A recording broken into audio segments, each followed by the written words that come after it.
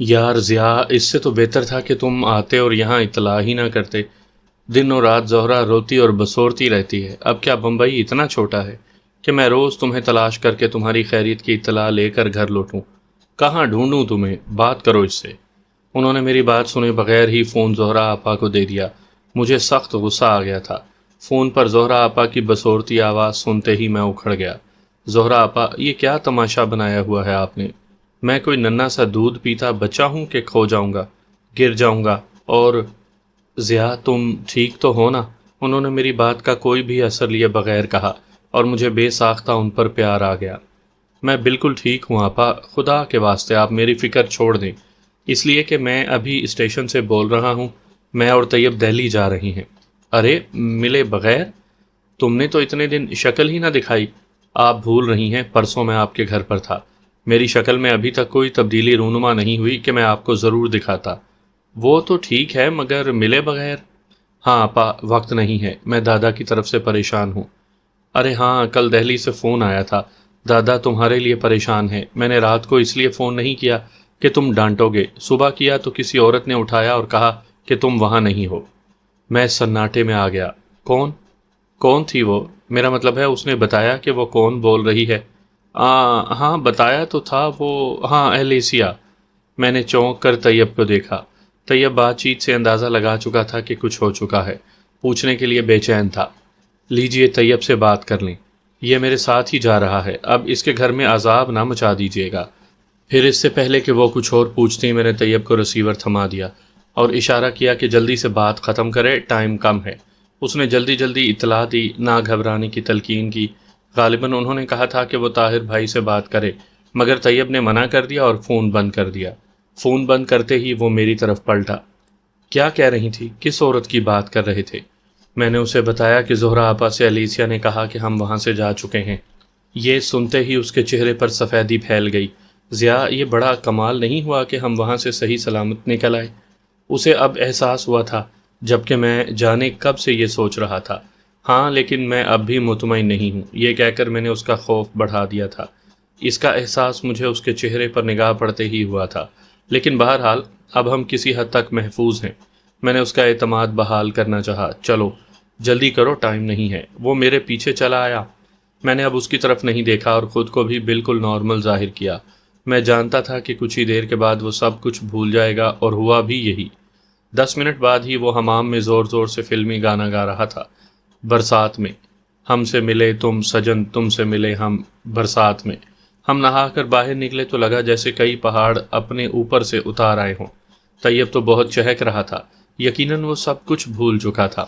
ہم نے اچھے سے ہوٹل میں ڈٹ کر ناشتہ کیا، پھر بھاگم بھاگ ٹرین پکڑی۔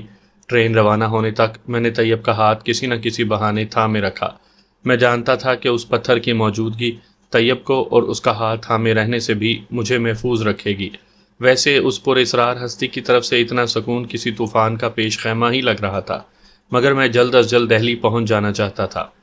1 دن اور رات کا ایک طویل حصہ ہمیں سفر میں گزارنا تھا۔ میں خیریت سے سفر کٹ جانے کی دعائیں مانگ رہا تھا۔ طیب یا تو گنگنا رہا تھا یا پھر چنے کھا رہا تھا جو اس نے اسٹیشن سے کلو بھر خرید لیے تھے۔ پھر وہ برابر بیٹھے ایک مراٹھی لڑکے سے باتیں کرنے لگا۔ مجھے یہ دیکھ کر حیرت ہوئی کہ وہ بڑی ٹھیٹھ مراٹھی بول رہا تھا۔ میں کھڑکی سے باہر دیکھ کر سوچنے لگا کہ پتہ نہیں فرحت اور بی جان دہلی میں ہوں گی۔ وہ دونوں تو شاید رک جاتی، مگر خالہ بی کا دل زیادہ دن تک کسی ایک جگہ نہیں لگتا تھا۔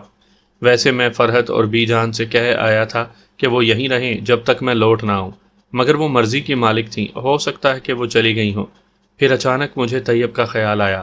اس کی فرحت میں دلچسپی یاد آ گئی تو لگا جیسے بچھو نے ڈنک مار دیا ہو۔ طیب میرے ساتھ جا رہا تھا۔ بے ساختہ میرے دل سے دعا نکلی کہ فرحت اور بی جان میرٹھ جا چکی ہوں۔ میں نے یہ فیصلہ بھی کر لیا کہ اگر وہ میرٹھ میں ہوئیں تو میں اکیلا ہی میرٹھ جاؤں گا۔ یار ضیاء، اب کیا کریں؟ اچانک طیب نے مجھے چونکا دیا۔ کیوں؟ میں نے اسے دیکھا۔ اس کی برابر والی سیٹ خالی تھی، وہ مراٹھی لڑکا وہاں نہیں تھا۔ وہ 3 فلموں کی کہانیاں سنا چکا تھا۔ جب میں نے اسے سنانا چاہی تو وہ سونے کے بہانے اوپر چلا گیا۔ طیب مجھے معصوم سا بچہ لگا جو کھیلتے کھیلتے آ کر شکایت کرتا ہے کہ مقابل اپنا کھیل کھیل کر چلا گیا، اس کی باری نہیں آنے دی۔ تم بھی سو جاؤ، تھکے نہیں ہو کیا؟ ہاں یہ بھی ٹھیک ہے۔ اتنا کہہ کر وہ لیٹ گیا۔ خود میرے بدن میں بھی اب درد کی ٹیسیں اٹھنے لگی تھیں، بالخصوص میری پنڈلیاں اکڑی ہوئی تھیں۔ میں بیگ کو سر کے نیچے رکھ کر لیٹ گیا۔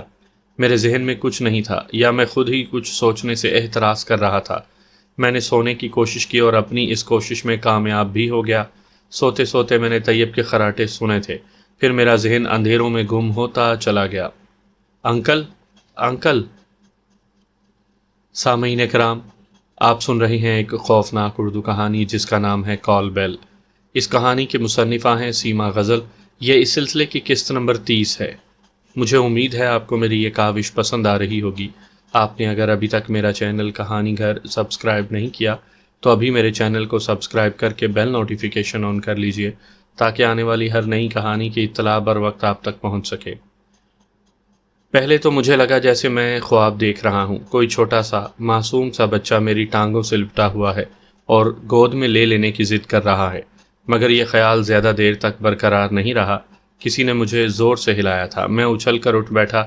جسے میں خواب سمجھ رہا تھا وہ حقیقت تھی۔ ایک چھوٹا سا معصوم سا بچہ میری ٹانگوں سے تو نہیں لپٹا ہوا تھا، مگر میرا کندھا ضرور ہلا رہا تھا۔ Uncle, uncle. کیا بات ہے؟ میں نے اٹھتے ہوئے پوچھا۔ انکل، یہ ان آنٹی نے دیا ہے۔ اس 5-6 برس کے پیارے سے بچے نے میرے سامنے اپنی ہتھیلی کھولی اور دوسرے ہاتھ سے کھڑکی سے باہر کی طرف اشارہ کیا۔ تب مجھے احساس ہوا کہ ٹرین کسی اسٹیشن پر رکی ہوئی ہے۔ میری سرسری نگاہ اس کی ہتھیلی پر پڑی اور میں باہر دیکھنے لگا، مگر مجھے یوں لگا جیسے میری نگاہیں اس نرم اور چھوٹی سی ہتھیلی ہی سے چمٹی رہ گئی ہوں۔ میں چونکا، پلٹا اور میں نے بچے کی ہتھیلی کی طرف دیکھا۔ وہاں شالی بابا کا دیا ہوا وہ پتھر چمک رہا تھا جو میں طیب کو دے چکا تھا اور جسے طیب کپڑے میں موم جمع کر کے اپنے بازو پر باندھ چکا تھا۔ وہی پتھر، سیاہ چمکدار پتھر، اس وقت بچے کی ہتھیلی پر دھرا تھا اور میرے دماغ میں دھماکے ہو رہے تھے۔ میں نے چاروں طرف دیکھا، وہاں طیب نہیں تھا۔ میں نے پہلے وہ پتھر اپنی مٹھی میں چھپا لیا، پھر کھڑکی سے باہر اس طرف دیکھا جہاں بچے نے اشارہ کیا تھا اور جو اب پرشوق نگاہوں سے اسی جانب دیکھ رہا تھا۔ کس نے دیا ہے یہ تمہیں؟ وہ وہاں آنٹی تھیں، ابھی تو تھیں۔ وہ بچہ کھڑکی کے قریب آ کر خود بھی چاروں طرف دیکھنے لگا۔ سامنے چائے کا ہوٹل تھا، وہاں لوگ تھے، مگر وہ ایسا ہوٹل نہیں تھا کہ وہاں عورتیں بھی جاتیں۔ آس پاس بھی تمام مرد ہی نظر آئے۔ کہاں ہے بیٹا؟ میں اب اس کے پیچھے کاندھے پر جھک گیا۔ وہ اتنا چھوٹا بچہ تھا کہ وہ کسی بات کا جواب دے ہی نہیں پاتا۔ اس کی تو خود آنکھوں میں سوال ہی سوال تھے۔ وہ کبھی باہر دیکھتا اور کبھی میری طرف۔ میں باہر ہجوم میں طیب کو بھی تلاش کر رہا تھا۔ کبھی خیال آتا کہ وہ چائے یا کھانے کی کسی چیز کی تلاش میں اترا ہوگا، اور کبھی اس پتھر کی ہتھیلی میں چبھتے ہوئے لمس سے بدن میں خوف کی لہر سی دوڑ جاتی۔ لگتا جیسے زیوسا کو اپنا کام دکھانے کا موقع مل گیا ہے۔ بار بار طیب کا چہرہ کبھی خوف میں لپٹا اور کبھی ہنستا مسکراتا اپنی جانب آتا محسوس ہوتا۔ پتہ نہیں انکل وہ کہاں گئی؟ بچہ شاید باہر کے مناظر سے بور ہو گیا تھا۔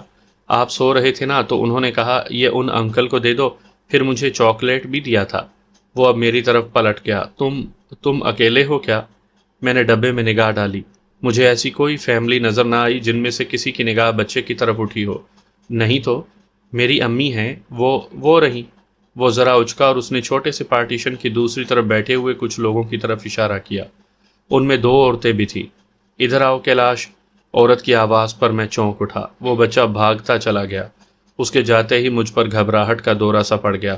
میں دوسری جانب کھڑکی میں گیا، مگر اس طرف پلیٹ فارم نہیں تھا۔ پھر بھی میں نے دور لگے نلکے پر پانی بھرتے لوگوں کو غور سے دیکھا۔ ان میں طیب نہیں تھا۔ میں بھاگ کر واش روم کی طرف گیا۔ میں نے بے ساختہ اس پر دستک دی، طیب کو آوازیں دی، مگر جواب میں ایک خراٹ سی ہوں کے سوا کچھ سنائی نہ دیا۔ گھبراہٹ، مایوسی اور خوف نے مجھے بے حال کر دیا۔ میں پھر دوڑ کر کھڑکی پر چلا آیا جو پلیٹ فارم کی طرف تھی۔ عین اسی لمحے ٹرین نے وسل دی۔ میرے پسینے چھوٹ گئے۔ طیب کا دور دور تک کوئی پتہ نہیں تھا۔ کوئی میرے دل میں چٹکیاں سی بھر رہا تھا۔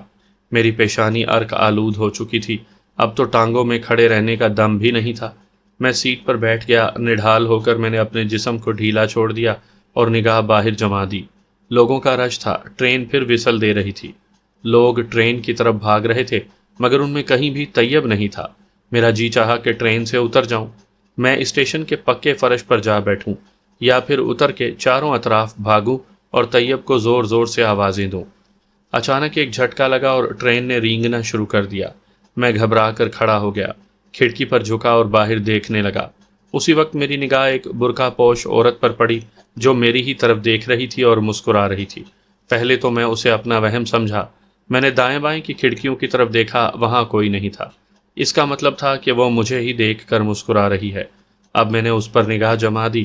اس نے ہاتھ اٹھایا اور ہلانے لگی، جیسے مجھے خدا حافظ کہہ رہی ہو۔ میری گدی پر پسینہ رینگ گیا، حلق خشک ہو گیا، کانٹے سے اگتے محسوس ہوئے، حلق میں بھی اور سینے میں بھی۔ اب میں نے فیصلہ کر لیا کہ مجھے اتر جانا چاہیے۔ میں طیب کو یہاں کی مصیبت میں پھنسا کر کیسے جا سکتا تھا؟ میں نے پلٹ کر تیزی سے اپنا بیگ اٹھایا۔ اسی وقت میری نگاہ طیب کے بیگ پر پڑی۔ میں نے وہ بھی اٹھا لیا اور تیزی سے دروازے کی طرف بڑھا۔ ٹرین کی رفتار تیز ہو چکی تھی اور میں اس کے مزید تیز ہونے سے پہلے کود جانا چاہتا تھا۔ میں جھٹکے سے دروازے پہنچا، ایک ہاتھ میں لوہے کی گول سلاخ تھامی اور اپنے قدم جمانے لگا۔ میں رفتار کا اندازہ کر ہی رہا تھا کہ تاکہ کود سکوں۔ ارے ارے بھیا، کیا ہوا؟ اس آواز نے میرے ہوش اڑا دیے۔ میں آدھا باہر کی طرف لٹک گیا۔ میں کودنا چاہتا تھا اور آواز نے لوہے کی سلاخ پر میری گرفت سخت کر دی تھی۔ ہاں، وہ طیب کی آواز تھی۔ اس نے مجھے نہ تھام لیا ہوتا تو میں گر چکا ہوتا، اور پلیٹ فارم پر نہیں بلکہ پٹڑیوں پر جا گرا ہوتا، بلکہ اب تک تو ہوتا بھی نہیں۔ ٹرین کا پورا ڈبہ میری نگاہوں میں گول گول گھوما اور پھر اچانک ساکت ہو گیا۔ طیب مجھے ایک ہاتھ سے تھامے کھڑا تھا، دوسرے ہاتھ میں بڑے بڑے پتوں میں کچوریاں مسالہ تھا۔ کہاں تھے تم؟ میں نے پھٹی ہوئی آواز میں پوچھا۔ ہاں، ذرا دیر ہو گئی تھی، ٹرین رینگنے لگی تب بھاگا۔ ابھی ابھی تو چڑھا تھا، بھوک اتنی لگ رہی تھی مگر… وہ ایک دم چونک کر مجھے دیکھنے لگا۔ مگر تم کیا کرنے جا رہے تھے؟ خودکشی؟ بہت بے وقوف ہو تم۔ میں نے دانت کچکچائے اور جھٹکے سے اپنا بازو چھڑا کر اپنی سیٹ کی طرف بڑھا۔ پرانی بات ہے، وہ میرے پیچھے آتے ہوئے بولا۔ ویسے یار ہوا کیا؟ ایسی کون سی بات ہو گئی کہ تم خودکشی پر مجبور ہو گئے تھے؟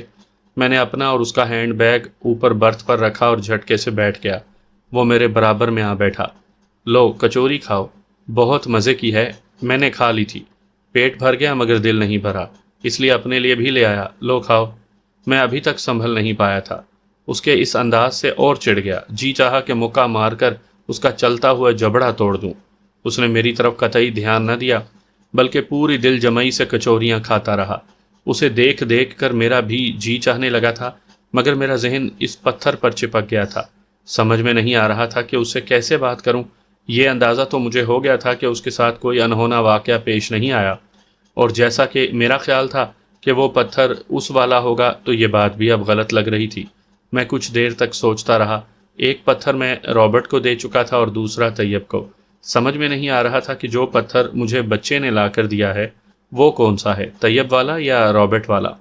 طیب، میں نے اسے منہمک دیکھ کر آواز دی۔ وہ کچوری چباتے ہوئے مجھے دیکھ کر بولا۔ وہ پتھر کہاں ہے؟ کون سا پتھر؟ شالی بابا والا، موم جمع کیا تھا نا؟ اس نے اپنے بازو کی طرف اشارہ کیا، منہ میں کچوریاں بھری تھی۔ میں نے اس کا بازو ٹٹولا، پتھر موم جمع کیا موجود تھا۔ میں نے جیب میں ہاتھ ڈالا اور وہ پتھر نکال لیا جو مجھے بچے نے دیا تھا۔ طیب کی نگاہ اس پر پڑی۔ پہلے تو اس نے سرسری نگاہ ڈال کر ہٹا لی مگر دوسرے ہی لمحے وہ اچھل پڑا۔ اس نے کچوری کا نوالا چبائے بغیر نگل لیا اور بولا، یہ کہاں سے آیا؟ اس کے ساتھ ہی اس نے اپنا بازو ٹٹولا اور وہاں پتھر موجود دیکھ کر مطمئن ہو گیا۔ میں نے اسے ساری داستان سنائی۔ وہ حیرت سے مجھے تکتا رہا۔ وہ کون ہو سکتی ہے اور کیا پتہ یہ نکلی ہو؟ اس کی بات سنتے ہی میں نے اسے غور سے دیکھا۔ اس میں اور اصل میں کوئی فرق نہیں تھا مگر یہ اس وقت چمکدار اور سخت پتھر ہی کی شکل میں تھا۔ میں نے چاہا کہ اسے ویسا دیکھ سکوں جیسا کہ اصل پتھر کو دیکھ چکا تھا، نرم، بہت سی نسوں والا، زندہ دھڑکتا ہوا، مگر وہ ایسا نہ ہو سکا۔ پھر بھی مجھے نامعلوم کیوں اس کے اصلی ہونے کا یقین تھا۔ میں نے اسے احتیاط سے اپنے کوٹ کی اندرونی جیب میں رکھ لیا۔ سنو ضیاء، طیب نے رومال سے منہ پہنچتے اور میرے حصے کی کچوریاں ایک طرف رکھتے ہوئے کہا، یہ بھی تو ہو سکتا ہے نا کہ اسے تم تک پہنچانے والے شالی بابا ہوں؟ نہیں، میں نے اس برقع پوش عورت کو دیکھا تھا۔ ہاں وہ تو ٹھیک ہے مگر اس کے ذریعے تم تک تو پہنچا سکتے ہیں نا؟ وہ ہو سکتا ہے، میں پرسوچ انداز میں بولا۔ اس کا مطلب ہے کہ سفر میں کہیں نہ کہیں دشواری آنے والی ہے۔ میں زیر لب بڑبڑایا۔ ہیں؟ کیا؟ تب میں نے اپنے خیال کا اظہار کیا۔ وہ کچھ دیر سوچتا رہا، پھر بولا، یار تم اس مصیبت سے نجات کیوں نہیں پا لیتے؟ ان زنجیروں کو چاٹو گے کیا؟ جو مر گئے سو مر گئے، اب مزید عذاب کیوں مول لیتے ہو؟ بات تو وہ ٹھیک کر رہا تھا، میں ان چکروں سے خود بھی تنگ آ گیا تھا۔ پے در پے ہونے والے واقعات اور حادثات نے مجھے بھی سن کر دیا تھا۔ سارا ولولہ، سارا جوش اور سارا انتقام بیزاری میں تبدیل ہو گیا تھا۔ شالی بابا سے مل کر سوچیں گے۔ میں نے گہرا سانس لے کر خود کو کافی حد تک سنبھالا اور کچوریاں کھانے لگا۔ ہاں تم کچوری کھاؤ، بڑے مزے کی ہیں۔ وہ سیٹ پر نیم دراز ہو گیا۔ ہمارے حصے میں اب میرے اور طیب کے سوا کوئی نہیں تھا۔ بچے کے ساتھ کی فیملی دوسرے حصے میں تھی۔ یہاں والا مراٹھی راستے میں کہیں اتر چکا تھا۔ میں بھی سیٹ پر لیٹ گیا۔ ٹرین تیز رفتاری سے بنجر علاقے عبور کر رہی تھی۔ طیب سنو، میں کچھ دیر کو سوؤں گا، تم کہیں نہیں جاؤ گے، سمجھے؟ نہ کچوریاں لینے نہ کچھ اور۔ ہاں ہاں، میں نے بندوبست کر لیا ہے، یہ دیکھو۔ اس نے جانے کہاں سے ایک کتاب نکال کر دکھائی۔ تم سو جاؤ، میں یہ پڑھوں گا۔ میں نے مطمئن ہو کر آنکھیں موند لی، حالانکہ میں کچھ دیر پہلے ہی سو کر اٹھا تھا۔ ذہن اب بوجھل تھا، نیند آنکھوں میں چبھ رہی تھی، ٹرین کے ہچکولے اچھے لگ رہے تھے، میں سو گیا۔ طیب نے مجھے اٹھایا تو سورج غروب ہونے والا تھا۔ وہ کہیں سے تھرماس بھر چائے لے آیا تھا۔ غالباً یہ تھرمس بھی اس نے خریدا ہوگا۔ چائے کی شدید طلب تھی۔ میں نے منہ پر پانی کے چھپاکے مارے اور چائے پینے لگا۔ طیب کو اچانک جیا یاد آ گئی تھی۔ وہ جیا کی باتیں کرتا رہا، بتاتا رہا کہ اس نے اظہار محبت تو نہیں کیا، مگر اسے یقین تھا کہ وہ اس سے محبت کرنے لگی ہے۔ اظہار کیے بغیر تمہیں کیسے پتہ چلا؟ میں نے یوں ہی چھیڑا۔ اس کی آنکھیں بولتی ہیں۔ وہ فوراً بولا، تم کیسے سن لیتے ہو؟ کیا تمہارے کان بجتے ہیں؟ میں ہنسا۔ تم غلط محاورہ استعمال کر رہے ہو۔ تم پرواہ مت کرو، با محاورہ زبان پر مجھے عبور حاصل نہیں ہے۔ اسے دیکھ کر ایسا لگتا ہے جیسے اس کی آنکھوں میں وارفتگی ہو۔ خود سپردگی کی خمار آلود کیفیت مجھے اس کی جانب کھینچنے لگتی ہے، اور شدید محبت کی یہی نشانی ہوتی ہے۔ اور مونیکا کے بارے میں کیا خیال ہے؟ ہاں چاہتی تو وہ بھی ہے مجھے، مگر یار وہ اس کے بارے میں تو تم کہہ رہے تھے کہ اس کی ہنسی۔ نہیں، وہم ہوگا تمہارا۔ اس کا بھلا زیوسا سے کیا تعلق؟ اسے تو میں بہت عرصے سے جانتا ہوں۔ کتنے عرصے سے؟ میں نے چائے کا آخری گھونٹ لیتے ہوئے پوچھا۔ یہی کوئی 1 ماہ پہلے میں نے اسے اس ریستوران میں دیکھا۔ وہ یوں کہہ رہا تھا جیسے 1 ماہ نہیں، 1 سال یا 1 صدی کی بات کر رہا ہو۔ اور زیوسا میرے ساتھ بچپن سے لگی ہوئی ہے۔ اچھا یار، چھوڑو یہ باتیں۔ مجھے تو اس تجسس سے اب تکلیف ہونے لگی ہے۔ جو ہوگا سامنے آ جائے گا۔ ویسے میرا مشورہ یہی ہے کہ جان چھڑاؤ۔ زندگی میں بڑی رنگینیاں ہیں، بڑے مزے ہیں۔ ہاں تھک تو میں بھی گیا ہوں۔ میں نے سر سیٹ کی پشت سے ٹکا دیا۔ رات ہو چکی تھی، چند گھنٹے باقی تھے۔ ہم نے جو ٹرین لی تھی وہ صبح 4 بجے ہمیں دہلی پہنچانے والی تھی۔ اب تک سفر عافیت سے کٹا تھا۔ میری خواہش تھی کہ مزید سفر بھی سکون سے کٹ جائے۔ اب طیب جھکولے کھا رہا تھا، اس پر غنودگی طاری تھی۔ وہ تھوڑی دیر بیٹھا اونگتا رہا، پھر نیچے سرکتے سرکتے لیٹ گیا۔ وہ کتاب مجھے دے دو، میں نے اسے چھو کر جگایا۔ وہاں ہے، اس نے بیگ کی طرف اشارہ کیا۔ بیگ کے اوپر ہی کتاب رکھی تھی۔ میں وہ لے کر لیٹ گیا۔ عجیب فضول سا رومانی ناول تھا، کسی بہت ہی بے وقوف مصنف کا لکھا ہوا، مگر وقت گزارنے کے لیے اسے پڑھنا ہی پڑا۔ میں نہیں چاہتا تھا کہ بیٹھ کر کھڑکی سے باہر تاریک فضاؤں میں گھوروں اور سوچوں کے بھنور میں ڈولتا پھروں۔ کسی نہ کسی طرح وہ پڑھتا ہی چلا گیا۔ اب ڈبے میں سکون چھایا ہوا تھا۔ بچے والی فیملی بھی شاید سو چکی تھی یا اونگ رہی تھی۔ سناٹا چھایا ہوا تھا کہ اچانک لگا ڈبے میں قیامت آ گئی ہو۔ طیب اتنی ہی زور سے چیخا تھا کہ میں ہی نہیں، وہ سب بھی بوکھلا کر اٹھ گئے۔ کیا بات ہے طیب؟ میں نے اسے جھنجھوڑ دیا۔ وہ آنکھیں بند کیے چیخ رہا تھا۔ وہ ضیاء، کسی نے ابھی دادا ابو کو قتل کر دیا۔ میں سناٹے میں رہ گیا۔ دوسری جانب کا مرد اور لڑکا بھی اٹھ کر ہمارے قریب آئے تھے اور اس ہنگامی کی وجہ جاننا چاہتے تھے کہ طیب کی بات سن کر حیران ہو گئے۔ عورتیں سر اچکائے ادھر ہی دیکھ رہی تھی۔ بچہ بھی اٹھ چکا تھا اور خوف زدہ بھی تھا۔ پاگل ہو تم؟ خواب دیکھا ہے تم نے؟ میں نے ان سب کے چہروں پر حیرانی دیکھ کر کہا۔ نہیں، یہ خواب نہیں تھا، طیب نے اپنے لہجے میں وزن پیدا کرتے ہوئے کہا۔ پھر ان لوگوں کی شکلیں دیکھ کر ایک دم چپ ہو گیا۔ اسے احساس ہوا کہ اسے ایسی باتیں ان لوگوں کے سامنے نہیں کرنی چاہیے۔ وہ جھینپ گیا، پھر کھسیا کر بولا، ہاں شاید میں خواب دیکھ رہا تھا۔ شاید نہیں، یقیناً تم خواب دیکھ رہے تھے۔ تم یہاں ٹرین میں ہو اور سو رہے تھے، جبکہ دادا دہلی میں ہیں۔ میں نے طیب کو گھورتے ہوئے کہا، پھر پلٹا۔ آئی ایم سوری، میں نے ان لوگوں سے معذرت کی۔ وہ لوگ پلٹ گئے مگر طیب کے چہرے پر وحشت اور خوف چھا گیا تھا۔ ان لوگوں کے جاتے ہی اس نے سرگوشی کی، ضیاء مجھے ڈر لگ رہا ہے۔ دادا ابو تمہیں بلا رہے تھے اور بار بار کہہ رہے تھے جلدی پہنچو ورنہ کبھی گھر نہیں پہنچ پاؤ گے۔ میں اڑنا نہیں جانتا، میں نے جھنجھلا کر جواب دیا۔ جب ٹرین پہنچ جائے گی تبھی پہنچوں گا۔ او ضیاء، میں نے خواب میں ان کے قریب اسی بھیڑیا نما انسان کو دیکھا تھا۔ وہ للچائی ہوئی نگاہوں سے دادا ابو کو دیکھ رہا تھا، ایسے جیسے گدھ مرتے ہوئے آدمی کے مر جانے کا انتظار کرتا ہے۔ تم خواب دیکھ رہے تھے، میں نے جواب دیا۔ ہاں، خدا کرے یہ خواب ہی ہو۔ وہ بڑبڑایا مگر اس کا خوف کم نہ ہوا۔ میں نے گھڑی دیکھی، 3:20 ہوئے تھے۔ اب سفر کم رہ گیا تھا۔ میں کھڑکی سے باہر دور نظر آتی ہوئی روشنیوں کو دیکھنے لگا جو جگنوں کی طرح ٹمٹما رہی تھیں۔ دہلی آنے والا ہے۔ طیب جلدی سے کھڑکی سے باہر جھانکنے لگا۔ برابر والی فیملی بھی اب اترنے کی تیاری کر رہی تھی، اور پھر حیرت انگیز طور پر سفر بخیر و عافیت ختم ہو گیا۔ ہم دہلی پہنچے تو وہاں اسٹیشن کی رونق نے کافی ڈھارس بندھائی۔ وہاں سے ہمیں گھر پہنچنے میں زیادہ دیر نہ لگی۔ دروازے پر ٹیکسی رکی تو میرے اندر عجیب سی بے چینی پھیل گئی۔ گھر کے اندر بڑی روشنی تھی، صحن کی روشنی دیواروں کو پھاند کر سڑک تک پہنچ رہی تھی۔ تمام کمروں کی ساری کھڑکیاں روشن تھیں، جبکہ ایسا ہونا نہیں چاہیے تھا۔ اماں سونے سے پہلے تمام بتیاں بجھا کر سوتی تھیں۔ پورے گھر میں کہیں کوئی ایک بجلی جلتی رہتی تھی، مگر اس وقت تو یوں لگ رہا تھا جیسے پورا گھر جاگا ہوا ہو۔ طیب ٹیکسی والے کو کرایہ دینے لگا اور میں لپک کر دروازے پر پہنچ گیا۔ میں نے دروازہ کھٹکھٹایا، یہ دستک کافی تیز تھی۔ دوسرے ہی لمحے دروازہ کھل گیا۔ سامنے عصمت آپا کھڑی تھی، ان کے چہرے پر پریشانی تھی۔ تم جلدی آؤ، وہ ایک دم پلٹ گئیں۔ میں تقریباً دوڑتا ہوا اس طرح بڑھا جہاں میں نے اماں، دادی اور گھر کے دوسرے افراد کو دیکھا تھا۔ وہ سب دادا کے کمرے میں جمع تھے۔ کیا ہوا اماں؟ میں نے اندر داخل ہوتے ہی روتی ہوئی اماں سے پوچھا اور لپک کر دادا کے قریب پہنچ گیا، جن کا سفید چہرہ مجھے دہلا گیا۔ پہلی نگاہ میں مجھے لگا جیسے وہ ہم سب کو چھوڑ کر جا چکے ہیں، مگر میں نے ان کی نبض دیکھی، پھر مجھے احساس ہوا کہ ان کا سانس بہت آہستہ چل رہا ہے، مگر وہ زندہ تھے۔ ڈاکٹر کو بلایا ہے؟ میں نے پلٹ کر عصمت آپا سے پوچھا۔ کونے میں دادی بیٹھی رو رہی تھی۔ میں ان کے قریب چلا گیا۔ دادی اماں، وہ ٹھیک ہیں، میں نے دھیرے سے تسلی دی۔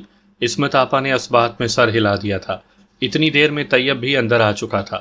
وہ بھی یہ سب دیکھ کر پہلے وہی سمجھا جو میں سمجھا تھا، مگر میں نے فوراً ہی اسے تسلی دلائی، اشارے سے بتایا کہ دادا ٹھیک ہیں۔ میں ڈاکٹر کا انتظار نہیں کر سکتا تھا۔ منع دادا گاڑی لے آئے تھے۔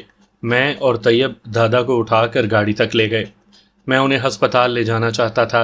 عین اسی وقت فیملی ڈاکٹرز کی گاڑی آ کر رکی۔ اس نے دادا کو گاڑی ہی میں چیک کیا۔ میں نے اسے بتایا کہ میں انہیں ہسپتال لے جا رہا ہوں۔ اس نے سر ہلایا اور بولا، ٹھیک ہے چلیں، میں بھی ساتھ چلتا ہوں۔ ہم گاڑی میں بیٹھ گئے۔ ڈاکٹر اپنی گاڑی میں ہمارے پیچھے روانہ ہو گیا۔ دادا کو بے حد کمزوری تھی۔ ڈاکٹر حیران تھے کہ وہ تنفس کو کیسے برقرار رکھے ہوئے ہیں۔ ان کی عمر، حالت اور بیماری ایسی تھی کہ جس میں اکثر حوصلہ بیٹھ جاتا ہے۔ ڈاکٹروں کے مطابق ان کے پھیپھڑے زخمی تھے، جگر بڑھ چکا تھا، خون میں سرخ خلیوں کی تعداد کم ہو چکی تھی، ذہن کام نہیں کر رہا تھا، بینائی بہت کم ہو چکی تھی، مگر وہ زندہ تھے۔ ہم نے ہسپتال میں ہی وہ دن گزارا۔ میں نے طیب کو رات گئے گھر بھیج دیا کہ عورتوں کو تسلی دے، انہیں ڈرپ لگی ہوئی تھی۔ وہ کبھی کبھی چونک کر آنکھیں کھولتے اور یوں خلاؤں میں تکنے لگتے جیسے ان کے سامنے کوئی منظر نہ ہو۔ میں نے بہت چاہا کہ انہیں اپنی جانب متوجہ کر لوں، انہیں آوازیں دی، بتایا کہ میں آ گیا ہوں، مگر لگا جیسے انہیں کچھ سنائی ہی نہیں دے رہا ہو۔ ہسپتال کا MLO بار بار آ کر دیکھتا رہا۔ اس نے ایک سینئر ڈاکٹر کی ڈیوٹی لگا دی تھی، وہ بھی بار بار آ کر چیک کرتا۔ مجھے اس نے صاف طور پر کہہ دیا تھا کہ میں صبر کر لوں، وہ اس حالت میں زندگی کی حد پار کر سکتے ہیں۔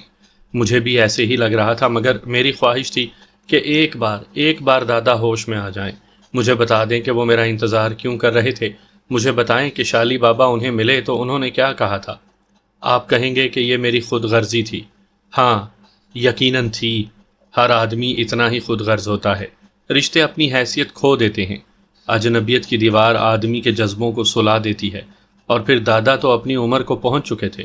آدمی کا جوان بیٹا بھی دم توڑ رہا ہو تو اس کے وجود میں آخری لمحات برف کی طرح پگھل کر اس میں ٹھنڈک کو منجمد کر دیتے ہیں۔ وہ ساکت تھے۔ ان کا ہلکا سا تنفس مجھے بے چین کیے ہوئے تھا۔ میں پورا سگریٹ کا پیکٹ پھونک چکا تھا۔ یہ دن مجھے بالکل ویسا ہی لگ رہا تھا جیسا کہ اس سے قبل میں ان کے ساتھ ہسپتال میں گزار چکا تھا۔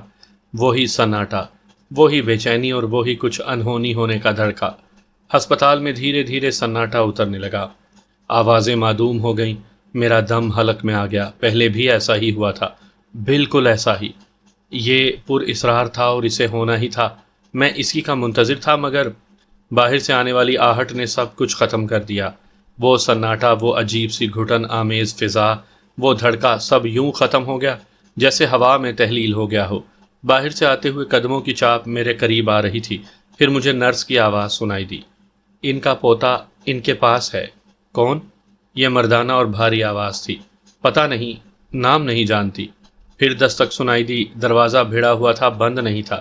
آئیے، میں نے سگریٹ فرش پر پھینک کر جوتے سے رگڑتے ہوئے کہا۔ پھر میں حیران رہ گیا، میرے سامنے نرس تھی اور اس کے پیچھے شالی بابا۔ شالی بابا آپ؟ میں لپک کر آگے بڑھا۔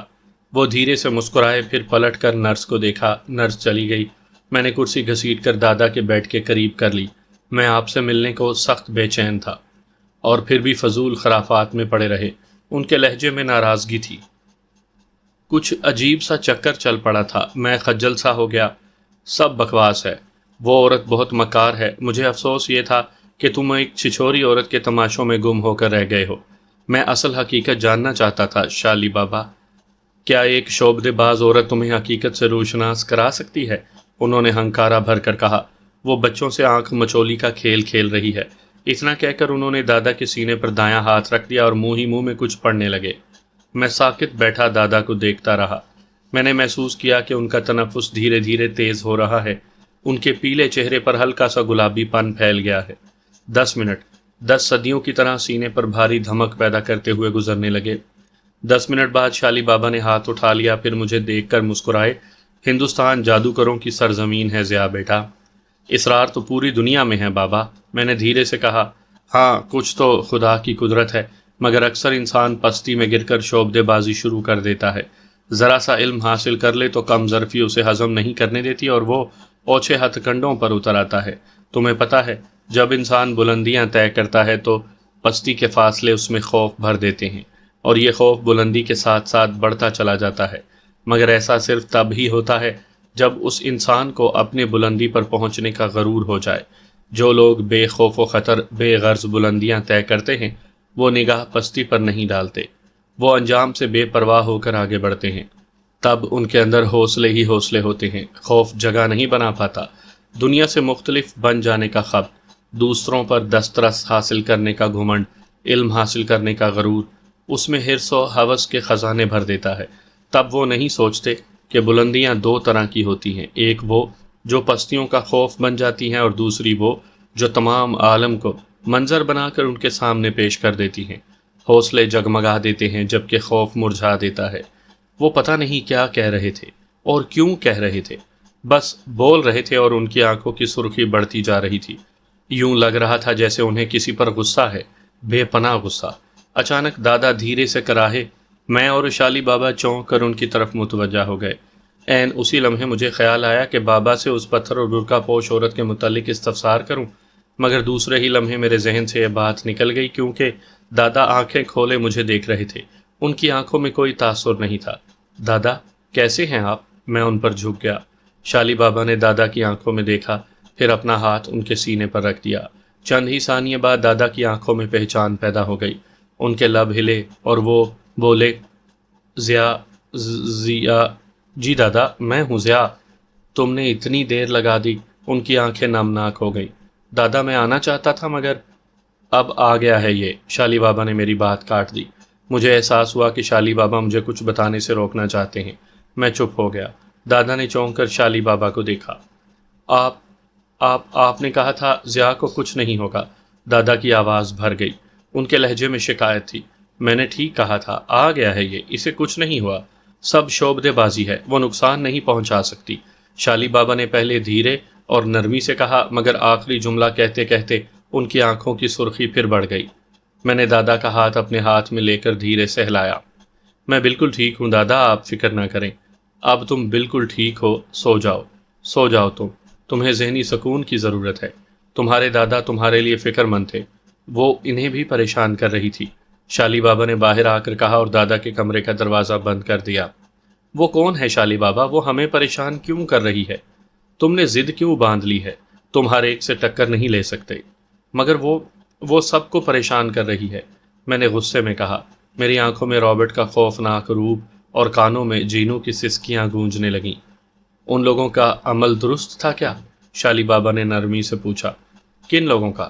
رابرٹ وغیرہ کا؟ معاف کرنا بیٹا، میں نے عطا سے کہا تھا کہ اسے یہ سب نہیں کرنا چاہیے تھا۔